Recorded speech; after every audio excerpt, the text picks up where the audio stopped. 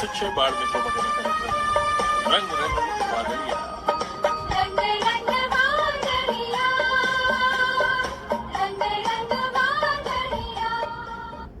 કેમ છો મારા વાલા બાળ દોસ્તો? આપ સૌ મજામાં હશો.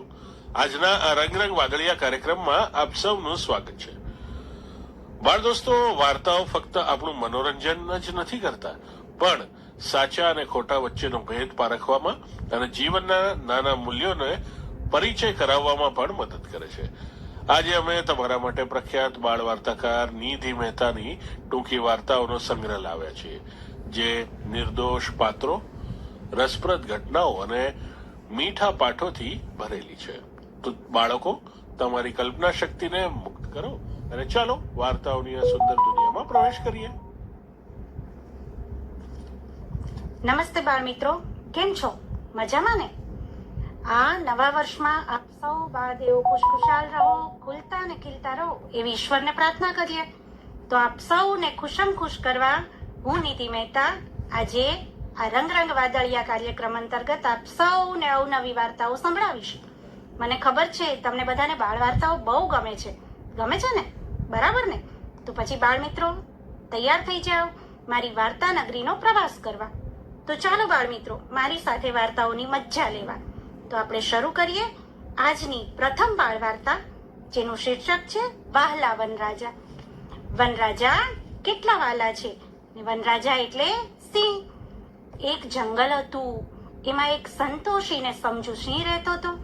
જોકે આમ તો સિંહથી બધા પ્રાણીઓ ડરતા હોય, પણ આ સિંહની તો વાત જ કંઈક જુદી હતી.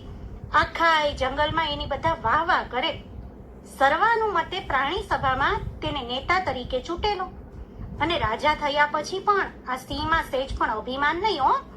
આ તો કેવું કહેવાય, આ સિંહ તો ખૂબ સમજદાર અને ખૂબ નિયમનું પાલન કરનારું. આ સિંહને બીજા બધા પ્રાણીઓ પોતાનો સરદાર કહે, એટલે એને બધા સરદાર સિંહ કહીને બોલાવે.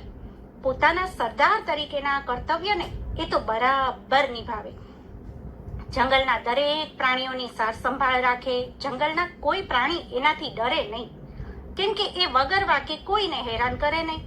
વળી એનો એક નિયમ એવો કે શિકાર પણ એવા પ્રાણીઓનો કરવો કે જેનું જીવન પૂરું થવા આવ્યું હોય અને જેના શિકારથી એના પરિવારને કોઈ તકલીફ ન પડે. એટલે જેના બાળકો મોટા થઈ ગયા હોય એટલે કોઈ પ્રાણીને એની બહુ બીક લાગે નહીં. આ સિંહ ખૂબ સંતોષી, જ્યારે જે મળે ચલાવી લે. અને કોઈ વાર તો એના નિયમ મુજબનો શિકાર ન મળે તો ભૂખ્યો પણ રહે. આમ ધીમે ધીમે આ સરદારનું શરીર અશક્ત થવા લાગ્યું. એ તો બીમાર રહેવા લાગ્યો. શિકાર માટે જઈ ન શકે ત્યારે ભૂખ્યા રહેવું પડે. જંગલના બધા પ્રાણીઓને પોતાના સરદારની ચિંતા થવા લાગી. સરદારને અશક્ત થયેલા જોઈ બધા પ્રાણીઓ સાથે મળી તેની પાસે આવ્યા. એક બેઠક યોજી અને એની આગેવાની રીછભાઈએ લઈ લીધી. તેણે કહ્યું, આજે આપણે સૌ આપણા સરદારની આ સમસ્યાનો હલ કરીશું. આપણે સૌ તૈયાર કરીએ? બધા પ્રાણીઓએ કહ્યું, હા રીછભાઈ, અમે સૌ તૈયાર છીએ. સરદારને શિકાર કેમ મળે એના માટેના વિવિધ વિકલ્પો વિશે ચર્ચા થઈ. સભામાં બધા જ પ્રાણીઓએ પોતપોતાના મત રજૂ કર્યા. ત્યારબાદ વાંદરાઓમાંથી સૌથી વડીલ એક વાંદરાએ પોતાનો અભિપ્રાય આપ્યો. તેણે કહ્યું કે જો આપણે સૌ નક્કી કરીને સરદારના નિયમનું ધ્યાન રાખી એ મુજબ આપણા જ પરિવારમાં જે લાયક થયું હોય એને સામેથી સરદાર પાસે મોકલી દઈએ તો, જેથી સરદારને ક્યાંય જવું ન પડે અને એમને અહીં જ શિકાર મળી જાય. બધાએ વાંદરાની વાતને તો વધાવી લીધી. અરે વાહ વાંદરાભાઈ, તમારો વિચાર તો ખૂબ સરસ છે. અને ક્રમ મુજબ કોને ક્યારે મોકલવા એ પણ નક્કી થયું. પણ આ બધી વાતો સાંભળીને સરદાર સિંહ ગુસ્સામાં બોલ્યો, ના, મહેનત વગર મળી જાય એવો શિકાર મને ન ખપે. શા માટે સામેથી કોઈ પોતાના જીવનનું દાન આપે? વગર મહેનતનું ખાવા કરતા તો મોત ભલું હો ભાઈ. તમે બધા મારી ચિંતા છોડો. બધા પ્રાણીઓ તો સરદારની વાત સાંભળી ખુશ થયા અને એક સાથે ગાવા લાગ્યા, સરદાર અમારા સાચા છે, નિયમના બહુ પાક્કા છે, સૌ એનું સન્માન કરે, વાલા એ વનરાજા છે. સરદાર સિંહ તો ખૂબ ખુદદારીને ખંતથી ઊભો થઈને ચાલવા લાગ્યો. બધા પ્રાણીઓએ કહ્યું, જેવી તમારી ઈચ્છા સરદાર, પણ લો, આ એક નામની યાદી બનાવી છે, જેથી તમારે નિયમ મુજબનો શિકાર શોધવા વધારે વાર નહીં લાગે અને વધારે ફરવું નહીં પડે. સરદારસિંહને આજીજી કરી ત્યારે સરદારસિંહે કહ્યું, ભલે, બસ, આભાર. સરદારસિંહ નામની યાદી વાંચીને ખુશ થવા લાગ્યા. આમ સરદારસિંહ પોતાના નિયમ અને સમજણને લીધે બધા પ્રાણીઓમાં ખૂબ સન્માન પામ્યા અને બધાએ પોતાના સરદાર માટે તાળીઓનો ગડગડાટ કર્યો. સભા પૂરી થઈને સૌ રાજી થતા પોતપોતાના ઘરે ચાલ્યા. કેવા છે આ વનરાજા તો સંયમ નિયમનું પાલન કરી બધામાં પોતાનો પ્રેમ મેળવે છે. અને આજની આપણી બીજી વાર્તા છે માયાળુ માછલી. આ એક માછલીની વાત છે, તો આપણે સૌ સાંભળીએ માછલીબેનની વાત. એક દરિયામાં એક બહુ જ મોટી માછલી રહેતી હતી. એ તો ખૂબ દયાળુ ને માયાળુ સ્વભાવની. બધી જ નાની માછલીઓનું ખૂબ ધ્યાન રાખે, સૌને મદદરૂપ થાય, બધા સાથે હળી મળીને રહે. એક દિવસ એક માછીમાર આવ્યો. તેણે દરિયામાં પોતાની જાળ નાખી. આ મોટી માછલીને બીજી બધી નાની માછલીઓની ચિંતા થઈ, એટલે નાની માછલીઓને બચાવવા તે પોતે જ જાળમાં ફસાઈ ગઈ. માછીમારને જાળમાં વજન લાગ્યું. તેને થયું કે બહુ બધી માછલીઓ આજે તો પકડાઈ છે, મજા આવી જશે. એણે જાળ બહાર ખેંચી. બહાર લઈને જોયું તો જાળમાં તો એક જ માછલી, પણ આ માછલી તો ઓહો કેટલી મોટી. માછીમાર તો માછલી જોઈને ખુશ થઈ ગયો. અરે ભલે એક માછલી આવી, પણ આ તો બહુ જ મોટી છે. આજે તો મોટો શિકાર મળ્યો. એ તો ખુશ થતો હતો. જાળ ખભે નાખી ચાલવા લાગ્યો. થોડો આગળ ચાલ્યો ને એના પગમાં ઠોકર વાગી. પથ્થર સાથે અથડાયો ને પડી ગયો અને જાળ પણ ફાટી ગઈ. જેવી જાળ ફાટી કે માછલી તેમાંથી સરકીને બહાર આવી, પણ જમીન પર પડતા પાણી વગર તે તરફડવા લાગી અને દરિયામાં બીજી બધી નાની માછલીઓ ભગવાનને પ્રાર્થના કરવા લાગી કે હે ભગવાન, આ મોટી માછલીને બચાવી લો. એ તો કેટલી માયાળુ છે, બધાની મદદ કરે છે, તો એના સારા કર્મનું આવું પરિણામ થોડું હોય. તરત જ દરિયામાંથી એક મોટું મોજું આવ્યું ને માછલીને ખેંચી ગયું.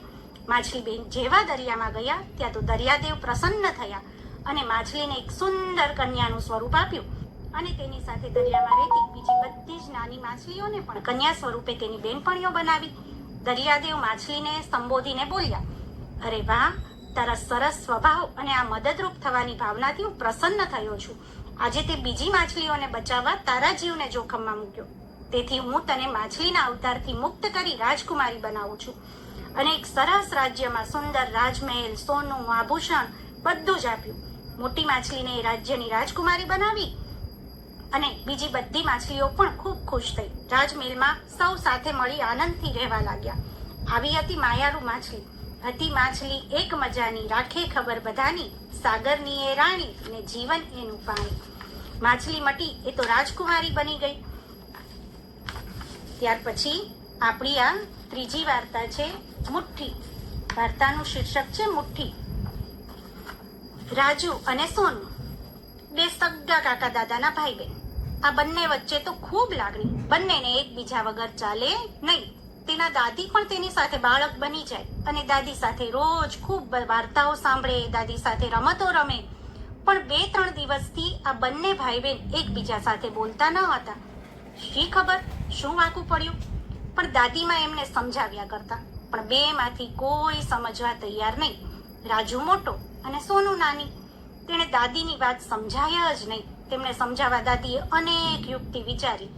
પછી દાદીને એક ખૂબ સરસ યુક્તિ યાદ આવી. બપોરનો સમય થયો. રાજુને તો ખૂબ ભૂખ લાગી. તેણે દાદીને કહ્યું, નાસ્તો આપો દાદી, નાસ્તો આપો, બહુ ભૂખ લાગી છે. દાદી, શું આપો? રાજુ કહે, તીખા ગાંઠિયા આપો, મને એ તો બહુ ભાવે છે. સોનુ કહે, તો મને પણ આપો. દાદી, જો હું ગાંઠિયા તો આપું, પણ હું કહું એમ ખાશો તો જ આપીશ. રાજુ કહે, હા દાદી, ભલે તમે કહો એમ જ ખાઈશું. તો સાંભળો, આ વાટકામાં તીખા ગાંઠિયા છે, એને તમારે આંગળીઓ ભેગી કર્યા વગર માત્ર એક આંગળીથી ખાવાના છે. બોલો, ખાઈ શકશો? સોનુ ને રાજુ તો સાથે જ બોલી પડ્યા, હા દાદી, એમાં વળી શું? દાદી, તો પછી ચલો ખાઈને બતાવો. બંને ભાઈ બહેન પ્રયત્ન કરવા લાગ્યા, પણ એ આંગળી પર એક ગાંઠિયો લે ત્યાં તો એ પાછો પડી જાય. આંગળી પર ટકે જ નહીં. ઘણા પ્રયત્ન કર્યા પણ બેમાંથી કોઈ સફળ થયા નહીં. એટલે દાદીને કહ્યું, દાદી, આવું તો નથી થતું. દાદી, કેમ નથી થતું? કહેતા તાને કરશો. પણ દાદી, નથી થતું. સારું, તો હવે ચલો આંગળીઓ ભેગી કરીને ખાઈ લ્યો. બંનેએ આંગળીઓ ભેગી કરી ખાવાનું શરૂ કર્યું અને ઝડપથી નાસ્તો તો થઈ ગયો. પણ રાજુ અને સોનુને એ સમજાયું નહીં કે દાદીએ આવી રમત કેમ રમાડી હશે. રાજુ ને સોનુએ તો દાદીને પૂછ્યું, દાદી, તમે આવી રમત કેમ રમાડી? જો બેટા, તમને શું લાગ્યું છૂટી આંગળીએ ખાવું સહેલું છે કે બધી આંગળી ભેગી કરીને? સોનુ ને રાજુ સાથે જ બોલ્યા, અરે આ તો ભેગી કરીને જ ઝડપથી ખવાય ને દાદી, છૂટી આંગળીએ તો સહેજ પણ ખવાતું નહોતું. તો પછી આપણા પરિવારમાં પણ બધા સભ્યો આંગળીઓ જેવા છે. જો આંગળીઓ એક થાય તો મુઠ્ઠી બને. એટલે જો આપણે પરિવારમાં પણ સંપથી રહીએ તો મોટામાં મોટી મુસીબતને હરાવી શકાય, અને જો આમ આંગળીઓની જેમ છૂટા રહીએ તો નાની મુસીબત પણ આપણને હરાવી દે. રાજુ ને સોનુએ તરત કહ્યું, હા દાદી, હવે અમને તમારી વાત સમજાઈ ગઈ હો, હવે અમે કદી નહીં ઝઘડીએ. બંને ભાઈ બહેને તો એકબીજાને તાળી આપી ને દાદીને ભેટી પડ્યા. દાદી પણ 2 દિવસથી જે બોલતા નહોતા એ છોકરાઓને બોલતા જોઈ, સાથે મળીને રમતા જોઈ ખુશ થઈ ગયા. આમ દાદીની યુક્તિ કામ કરી ગઈ અને બંને ભાઈ બહેન વચ્ચે ફરીથી ઇટ્ટા કિટ્ટામાંથી બિટ્ટા થઈ ગઈ. હવે પછી આપણી વાર્તા છે ખતરો છે ભાગો, જેનું શીર્ષક છે ખતરો છે. એક ધૈર્યા નામની નાનકડી લાડકી દીકરી, એ આખા ઘરમાં સૌની લાડકી. એનો પડ્યો બોલ બધા ઝીલે. થોડી જિદ્દી પણ થઈ ગઈ. ઘરમાં દાદા, પપ્પા, મોટો ભાઈ બધા જ એની વાત માને. જોકે એની મમ્મી થોડી કડક, પણ એનું સાંભળે નહીં. ધૈર્યાને તો હદ વગરના લાડ કરાવે.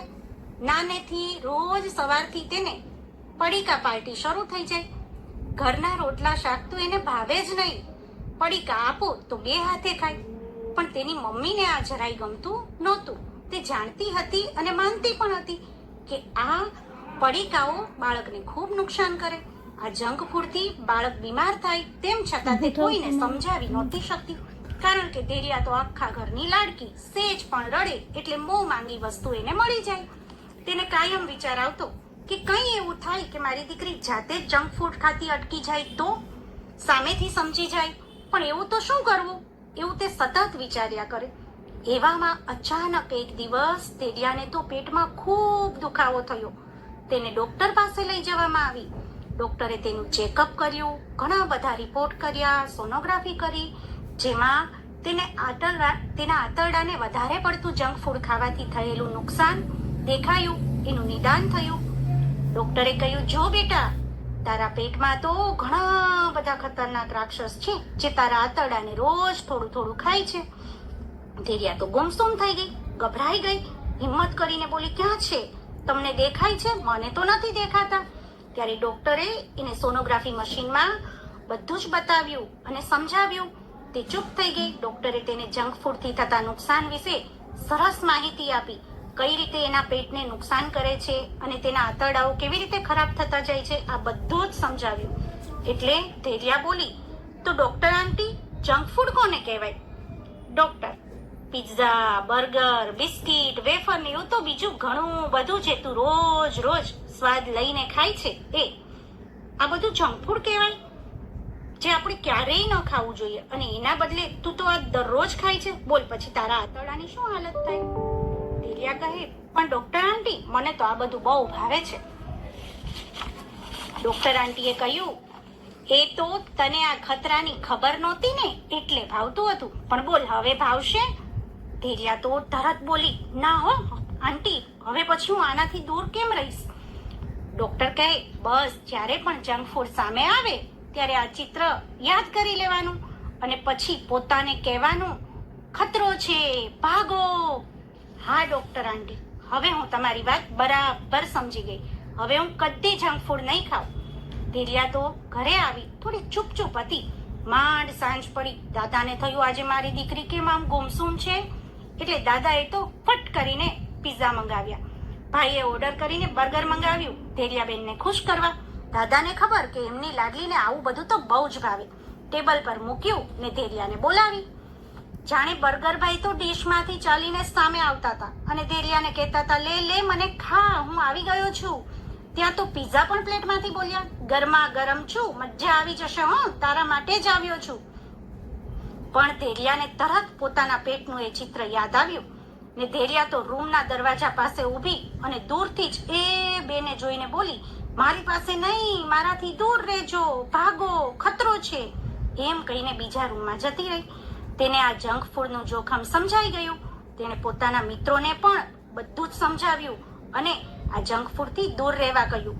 અને ધૈર્યા તો હવે પોતાની જાતે જ ખતરાથી બચવા લાગી અને મમ્મીને જે જોઈતું હતું એ મળી ગયું. ધેરિયાબેન સામેથી જ જંગપુરથી દૂર થઈ ગયા. મમ્મી પણ ખુશ અને ધેરિયાબેન પણ ખુશ. ધેરિયાબેનને વારંવાર થતો પેટનો દુખાવો પણ બંધ થઈ ગયો અને સરસ સ્વાસ્થ્ય મળે એવી વસ્તુઓ ખાવા લાગ્યા. આમ ધેરિયાબેન ખતરાથી ભાગીને પોતાના સ્વાસ્થ્યનું ધ્યાન રાખવા માંડ્યા અને પોતાના મિત્રોને પણ સમજાવ્યું. ત્યાર પછીની આપણી વાર્તા છે બિન્નીબેનનો બ્લુ પતંગ. એક હતા મોન્ટુભાઈ. એમણે એક સફેદ બિલાડી પાળી. એમણે ઘરમાં બિલાડી પાળી અને એનું નામ રાખ્યું બિન્ની. આ બિન્ની તો મોન્ટુભાઈને એટલી વાલી કે આખો દિવસ બિન્ની સાથે તે ધમ પછાડા કરે, રમતો રમે, તોફાન કરે. બિન્નીની ને મોન્ટુની તો જોડી. મોન્ટુ ને બિન્નીબેનની પાક્કી દોસ્તી. મોન્ટુ ભણીને આવે પછી આખો દિવસ બિન્નીને એની પાછળ ફરે. મોન્ટુ નિશાળે જાય ત્યારે બિન્ની ઘરના ફળિયામાં બેસે. ઝાડ પર બેસતા એક વાંદરા સાથે બકબક કરે. પણ મોન્ટુ આવે પછી એને બીજું કોઈ ન જોઈએ. પણ આજે નિશાળેથી આવી મોન્ટુભાઈ તો કોઈ કામમાં પડી ગયા. બિન્નીની વાતને સાંભળવામાં એનું તો કઈ ધ્યાન જ નહીં. એટલે બિન્નીબેન જરા રીસાયા. એણે મોન્ટુને પૂછ્યું, આ શું કરે છે? આજે કેમ તું મારી સાથે રમતો નથી? અરે બિન્ની, તને ખબર છે કાલે ઉત્તરાયણ છે. તો શું? અરે મારે બધી પતંગની કિનિયા બાંધીને તૈયાર કરવાની છે. કાલે મારે પતંગ ચગાવવાની છે ને એટલે. તો મારે નહીં ચગાવવાની? અરે બિન્ની, પણ તને ન આવડે. કેમ ન આવડે? મોન્ટુ, તું મને શીખવ તો હું શીખી જઈશ. ના બિન્ની, એ બધું તને ન ફાવે.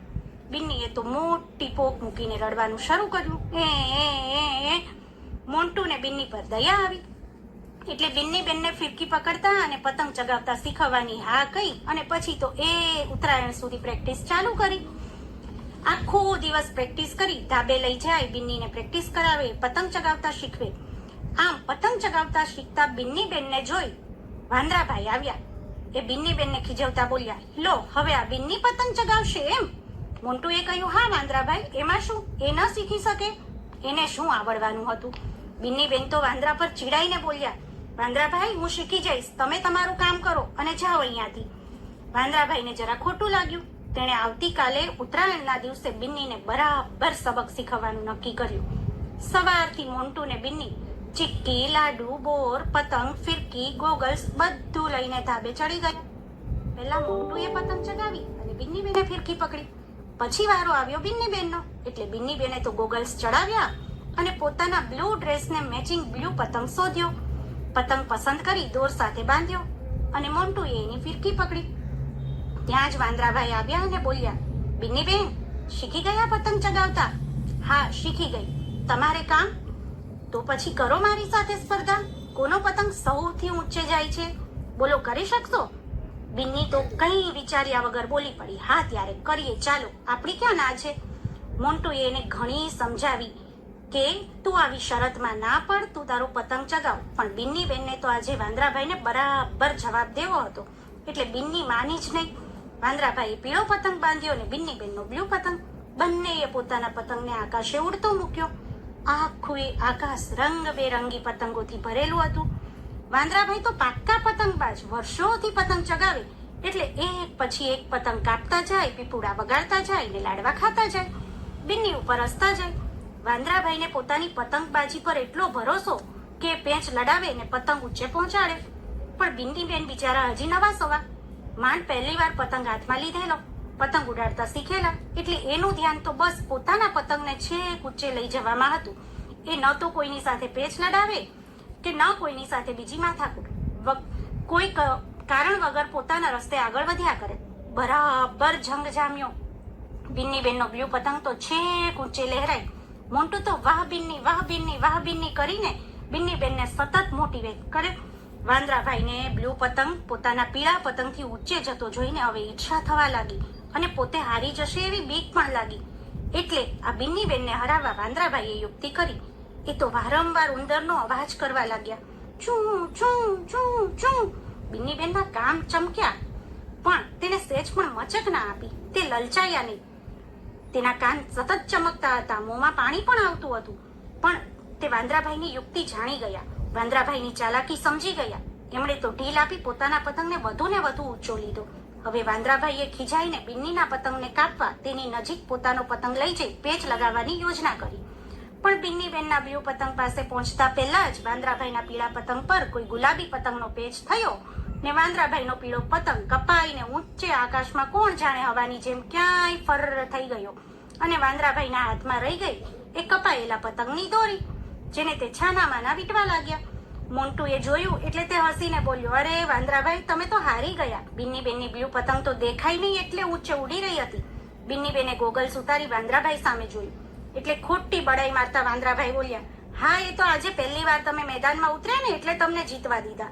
વાંદરાભાઈ, આજે પણ મને હરાવવાની તમે મહેનત ઓછી કરી હોત અને પોતે જીતવાની કોશિશ કરી હોત, કોઈના પતંગ કાપવામાં સમય બગાડ્યા વગર તમારો પતંગ ઊંચે લઈ જવામાં જો ધ્યાન આપ્યું હોત ને તો આજે પણ તમે જીતી ગયા હોત.